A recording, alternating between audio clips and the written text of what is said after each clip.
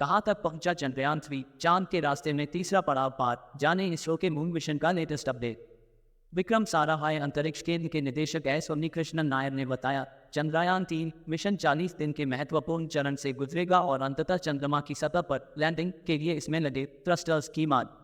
भारतीय अंतरिक्ष अनुसंधान संगठन इसरो ने मंगलवार को चंद्रयान-3 अंतरिक्ष यान का तीसरा ऑर्बिट मैन्यूवर किया।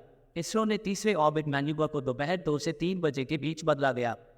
चौथा ऑर्बिट मैन्यूवर 20 जुलाई को बदला जाएगा। राष्ट्रीय अंतरिक्ष एजेंसी मुख्यालय ने कहा कि ऑर्बिट मैन्यूवर की अगली प्रक्रिया को 20 जुलाई को दोपहर 2 से 3 बजे के बीच अंजाम दिए जाने की योजना है। एजेंसी ने कहा, तीसरी कक्षा उन्नयन प्रक्रिया STRAC इसरो टेलीमेट्री ट्रैकिंग और कमांड नेटवर्क इसरो बेंगलुरु से सफलतापूर्वक पूरी की गई।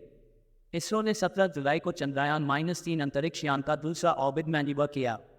भारतीय अंतरिक्ष अनुसंधान संगठन इसरो ने चंद्रयान-3 के ऊपरी कक्षा में पहुंचने की दूसरी प्रक्रिया 17 जुलाई को सफलतापूर्वक पूरी की। इसरो ने बताया, तीसरी ऑर्बिट मैन्यूवरिंग से पहले अंतरिक्ष यान 41,603 किलोमीटर x गुना 226 किलोमीटर की कक्षा में था। 40 दिन के महत्वपूर्ण चरण से गुजरेगा चंद्रयान-3। विक्रम साराभाई अंतरिक्ष केंद्र के निदेशक एस उन्नीकृष्णन नायर ने बताया, चंद्रयान-3 मिशन 40 दिन के महत्वपूर्ण चरण से गुजरेगा और अंततः चंद्रमा की सतह पर लैंडिंग के लिए इसमें लगे थ्रस्टर्स की मदद से इसे पृथ्वी से दूर ले जाया जाएगा। 23 अगस्त को चंद्रमा में लैंड करेगा चंद्रयान-3। भारतीय अंतरिक्ष अनुसंधान संगठन इसरो के अनुसार चंद्रयान-3 की सॉफ्ट लैंडिंग 23 अगस्त को शाम 5:47 पर किए जाने की योजना है। गौरतलब है कि भारतीय अंतरिक्ष अनुसंधान संगठन इसरो ने 14 जुलाई को आंध्र प्रदेश के श्रीहरिकोटा स्थित सतीश धवन अंतरिक्ष केंद्र से LBM-3M4 रॉकेट के जरिए चंद्रयान-3 का सफल प्रक्षेपण किया था। 14 जुलाई को दोपहर 2:35 बजे उड़ान भरने के 17 मिनट बाद उपग्रह को उसकी लक्षित कक्षा में प्रवेश करा दिया गया था। कैसा प्रदर्शन कर रहा चंद्रयान-3? विक्रम साराभाई अंतरिक्ष केंद्र के निदेशक एस उन्नीकृष्णन नायर ने बताया, यान प्रणाली ने बहुत अच्छा प्रदर्शन किया है। नायर ने कहा कि चूंकि प्रयोग का पहला चरण 100% सफल रहा है और अंतरिक्ष यान भी बहुत अच्छी स्थिति में है तथा यह अपनी प्रणोदन प्रणाली और उपकरणों का उपयोग करके चंद्रमा पर जाने में सक्षम है। इसरो टेलीमेट्री ट्रैकिंग और कमांड नेटवर्क STRAC बेंगलुरु से अंतरिक्ष यान पर करीबी नजर और नियंत्रण बनाए हुए है। क्या है चंद्रयान-3 का मुख्य उद्देश्य?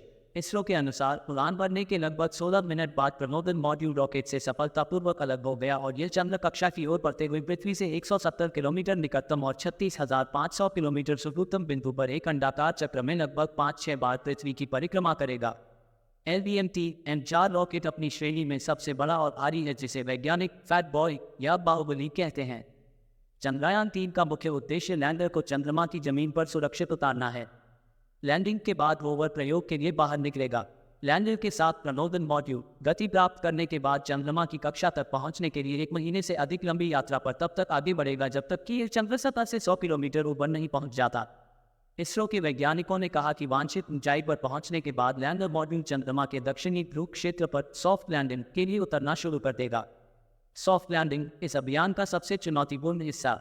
भारत के इस तीसरे चंद्र मिशन में भी अंतरिक्ष वैज्ञानिकों का लक्ष्य चंद्रमा की सतह पर लैंड की सॉफ्ट लैंडिंग का है। सॉफ्ट लैंडिंग इस अभियान का सबसे चुनौतीपूर्ण हिस्सा होगी। चंद्रयान-2 मिशन के दौरान अंतिम क्षणों में लैंडर विक्रम पथ विचलन के चलते सॉफ्ट लैंडिंग करने में सफल नहीं हुआ था। यदि इस बार इस मिशन में सफलता मिलती है तो भारत ऐसी उपलब्धि हासिल कर चुके अमेरिका, चीन और पूर्व सोवियत संघ जैसे देशों के क्लब में शामिल हो जाएगा और यह ऐसा कीर्तिमान स्थापित करने वाला विश्व का चौथा देश बन जाएगा।